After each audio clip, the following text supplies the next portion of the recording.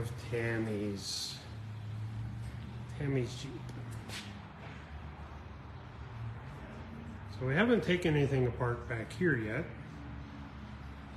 You guys all saw her video about fixing door hinges. Her doors work good. But then you have this. And that. And this. An empty engine bay. Because we have this.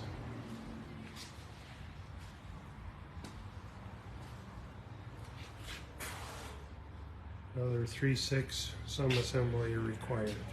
So hopefully Tammy goes back to driving a 6-cylinder Jeep versus a 5-cylinder. She's been driving a dead hole for a while. Just because of things in her life and everybody's life, and we finally have the opportunity to fix or start fixing her Jeep. And today we just covered this. For those of you that have late model JKs, stay tuned.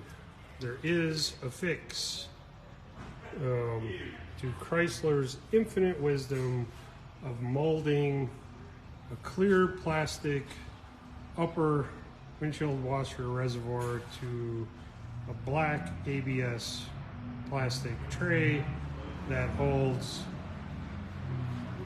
the windshield washer reservoir. We'll start at the front. So that reservoir is molded to that big black monstrosity and the blue streak there.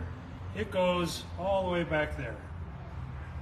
So in order to change the windshield washer reservoir, you have to completely remove all of the ABS stuff, the compressor, the proportioning valve, all them lines, all that stuff.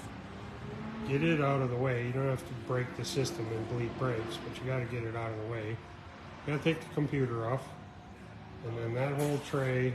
It's not bad when the motor's out. When the motor's in there, it kind of sucks. So you got to take that whole thing out to replace that whole thing, just so your windshield washer reservoir doesn't leak.